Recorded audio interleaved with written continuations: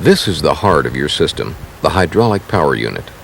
You probably use the more familiar term and call it the Koomey unit. Whatever you call it, you know it makes your whole BOP system tick. The Koomey unit, in conjunction with the accumulators, provides the hydraulic power to operate your BOP stack. Keep in mind that we're identifying the main components to a common system on Sedco 4X rigs. Your rig may have a slightly different system, but in general, you'll find most of the parts you see here in any system. This system you're about to view employs the NL Schaefer version of the Koomey unit. Almost the entire fleet uses this unit. The unit manufactured by Koomey Incorporated is similar, and we'll point out one of the main differences. The next few programs in the Subsea Maintenance and Repair series will familiarize you with the Koomey unit and its related equipment. Our intent is to refresh your memory, to give you a system overview before going on to more detailed repair programs later in the series. After viewing these programs on the Koomey unit, you'll be able to identify and maintain every component related to the Koomey unit. This first program is Identification. We'll walk you through the system and familiarize you with every component. The later programs detail maintenance and system operation. We'll tackle this program in two main parts: the Koomey unit and its manual control system, and the remote control system. Let's begin right at the heart, the Koomey unit itself. There are really several systems within the Koomey unit. We'll identify these systems one at a time. The fluid reservoir and mixing system, the hydraulic pumping unit, the accumulators, and the hydraulic control manifold. The fluid reservoir, or tank, is divided into two separate compartments. The smaller tank holds the fluid concentrate, NL100, Aerofon, Quintalubric, or whatever your rig uses. The largest compartment is the mixed fluid reservoir, where the concentrate and water mix before going to the pumps. On some rigs, there's a third compartment for ethylene glycol, antifreeze protection for cold weather drilling operations. The whole thing is controlled by the mixing system. On the side of the mixed compartment, there are two fluid level control switches. Inside the tank, they're attached to the upper float and lower float. The upper float and switch serve as the automatic level controls that start and stop the mix system. The lower float and switch serve as a low-level alarm system. In addition, each compartment has a sight glass for visual checks of the fluid levels. All mixing systems contain those basics. In an automatic mixing system, there are more components above the tank. The concentrate and water are pipe mixed before being dumped into the mixed fluid compartment.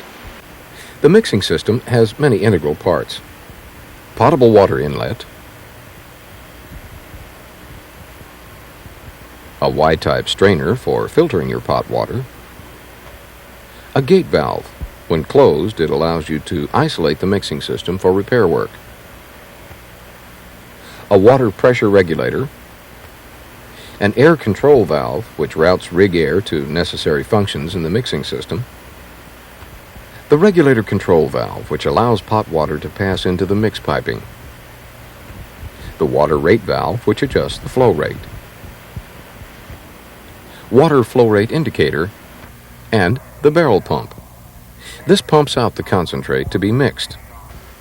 A second barrel pump may add glycol as well.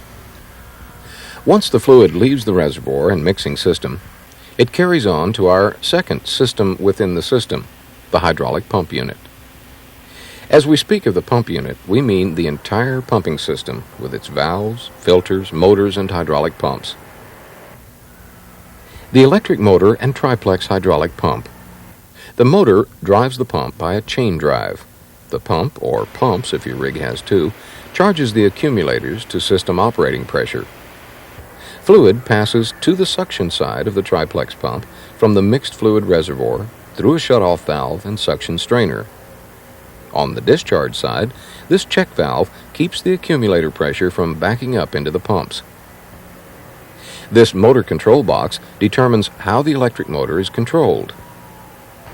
The hydroelectric automatic pressure switch is capable of operating the motor automatically by sensing system pressure. The air-operated hydraulic pump is the backup to the triplex pump. In the hydraulic line, there's a strainer upstream of the pump and a check valve at the pump outlet. Rig air operates the pump here at the air inlet.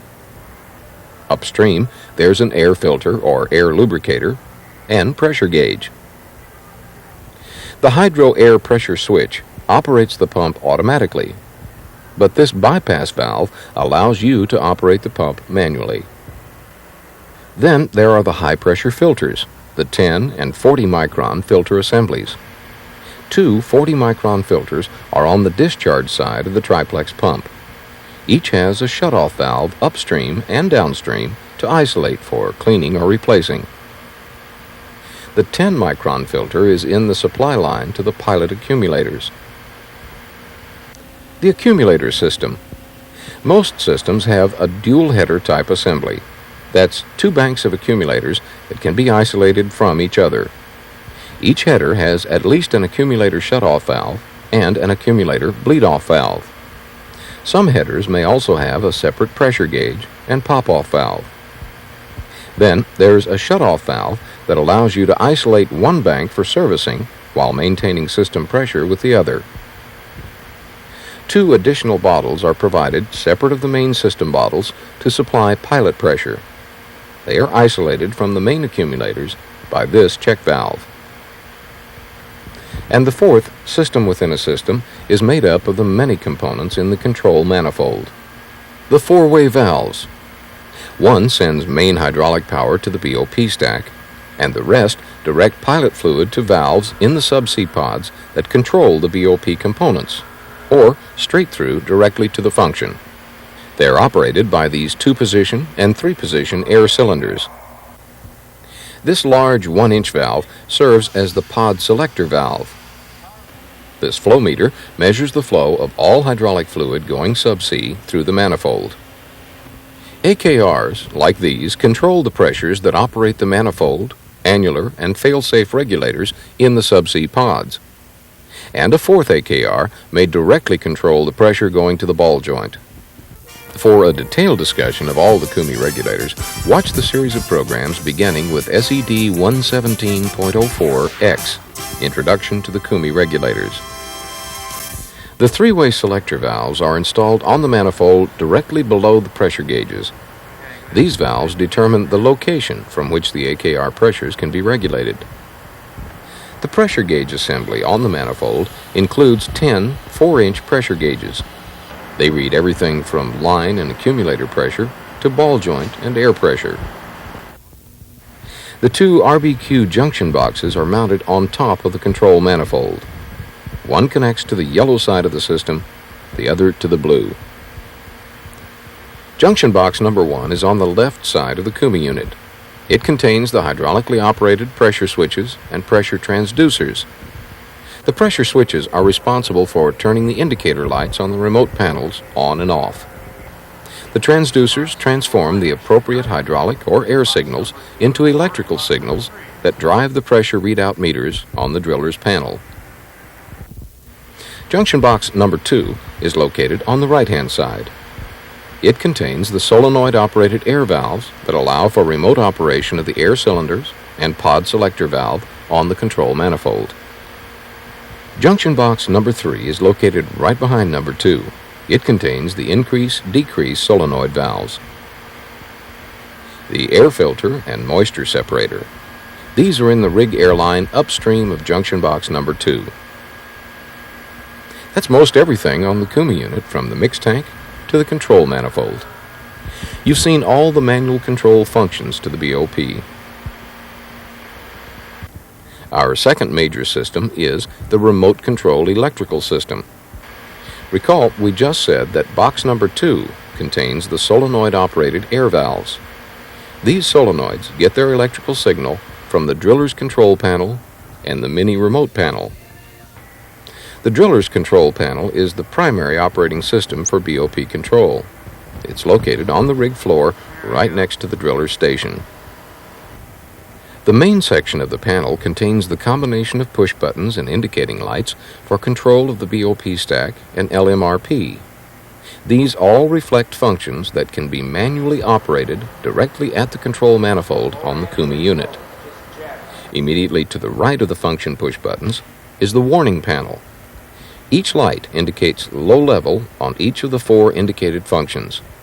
There are the increase-decrease push-button stations. When the unit remote panel selector switches on the control manifold are in remote, the AKRs can be regulated from here. Adjacent to each regulator station are the pressure meters associated with the regulators, one for pilot pressure and one for readback pressure. 3 systems pressure meters tell the driller the pilot, accumulator, and rig air pressure levels. The flow meter indicates the amount of fluid that's been used after operating a function. Then there's a diverter control section. This allows for remote operation of the diverter equipment. The functions and meters are self-explanatory. The mini remote panel is usually located in the tool pusher's office. Its primary purpose is to enable emergency operation of the BOP equipment if the driller's panel should ever become disabled. It contains the same type functions as the driller's panel without any meters or gauges. The remote control system wouldn't operate, of course, without its not too complicated electrical system, and it all begins here, the power pack. The unit can convert 115 or 220 volts rig AC power to 120 volt DC for use by the remote control system solenoid valves and push-button indicator lights. The unit has 2 basic components, the battery bank and the battery charger. The lead-acid batteries are in a lead-lined box. There are 10 of them wired in series. If a rig power failure should ever occur, the batteries are designed to operate the remote control system for about 12 hours. They're charged by the battery charger. On the charger panel, meters and indicator lights tell you all you need to know about system operation. The AC power on light tells you the system is receiving rig AC voltage. The DC low voltage light warns you if the battery pack is outputting too low a DC voltage. The meters read your output voltage and output amperage. Well, that's the end of the tour. You've seen a typical system from top to bottom. Almost every system is different, but these differences are minor. Usually it amounts to the number or types of filters, strainers, and such.